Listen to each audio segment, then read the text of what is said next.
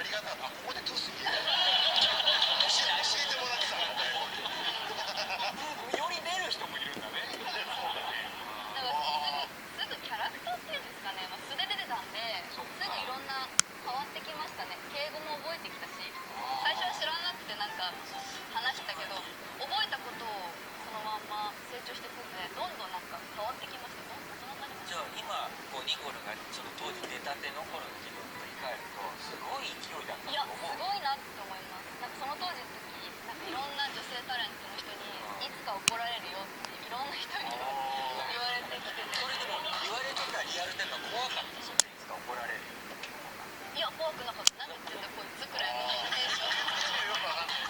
もう今日会うのが最後かもしれないしっていう感覚で出てたので、ずっとテレビに出る人になるかとかっていう思ってない。つもりはなかったんで、多分みんなにか飽きてくるの多分 1,2 年で終わるだろうなっていう感覚で出てたんで、分かってる。16ぐらい。そうだからいいやって思ってめちゃくちゃ、だからもう誰かにいつか怒られるよって別に怒られていいし感じなんで。悪いこと犯罪してないし。その人は強いよね、スタジオいたら。で今はなんかちょっとそういうの気をつけるようになって。気をつけるようになりましたね。察するようになりました。あ、今は言っちゃいけないんだとか。わかるよなって。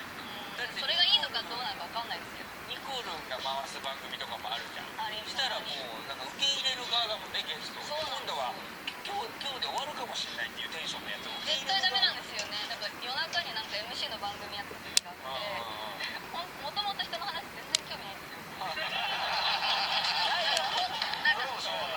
だからすごいなって思うんですよ、お二人とか。いやちょっと自分も話したくなっちゃうんで、なんかずっとこうやって聞いてるのにみんなに興味持てるのってやっぱすごい好きだなって思って。すごい偉い。して聞いてるわけじゃないけどね。やってみてってこともあるよね。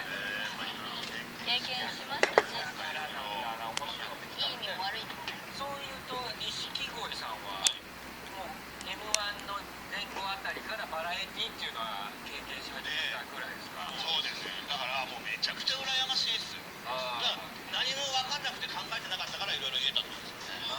僕なんてやっぱりもうあまりにもその長すぎたから出るまでがもうみんなキラキラしてテレビ見てた人だからビビって仕方がないですよ。あ、そうですか。そうですよ。緊張するってことですそう。タレントさんとか見る。そううまく喋れない。顕著に現れてますね。そうですよ。わかります。それ渡辺さん例えばソニーとか自分たちのライブでの長谷川さんとテレビの長谷川さん違うんですか。全然一緒です。一緒じゃないです。ライブでも別に喋れてないですから。どの番組でも緊張してて。だから小さい頃から見てた人たちはもちろんそうですよ。トンネルズさんだとかナインティナインさんとかもちろんだし、言っても僕より後輩のオードリーさんもそうだし、サンドイッチマンさんとかニコルンとかもそうだし、僕はテレビ見てましたから。だからもうやっぱりその違う世界の人間というか、もうキラキラしてて怖いんです。すいません、話が落ちそうで落ちない。そうです落ちそうでしたけどね。なんかありそうです。落ちない。絶対落ちないですこの話。すごい地平線が広がってましたもんね。落ちなさそう。そうただ本当ビビってるっていうお話ですよ。M1 の手応え的にはそうだったんですよ。 M1 決勝出るのがちょっと目標みたいな。分かる。そうです。あって、M1 決勝で優勝できなくてもすがすがしいんだろうなと思ってた。出れば負けたらめちゃくちゃ悔しいですよ。やっぱまた来年もみたいな。ちょっともうそうですね。で私一番好きですよ。おっしゃってくれてましたそうね、テレビで。一番面白かったです。嬉しい。これ嬉しいです。めちゃくちゃ嬉しい。めちゃくちゃ刺さってるってことですか。いやだって僕らライブとか出てもやっぱ一番同年代の方がやっぱりお客さん好きでいてくれるから10代20代の女性が一番嫌いなんですよ。そうなの？政治的に受け付けないとか。思春期の女性が女の子がお父さん嫌うじゃないですか。その感じで一番芸人としてってことじゃなくて、人間としてしょうがないです。じゃあもう絶全対然その感覚じゃなかった。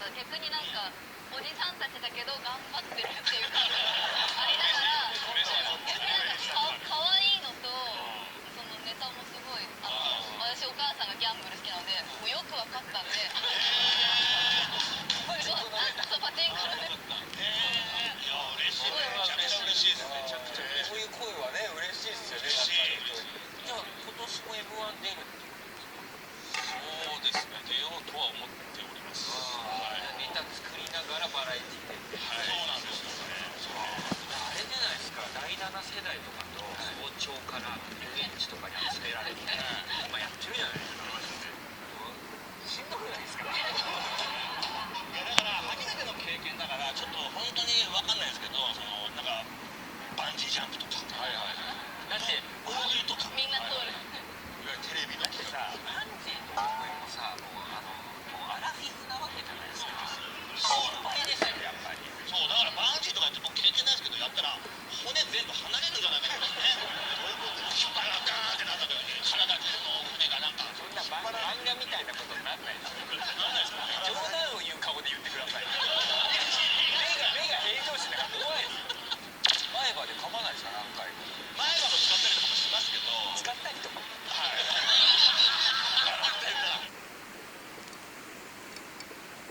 もともとなんか歯が少ない。こ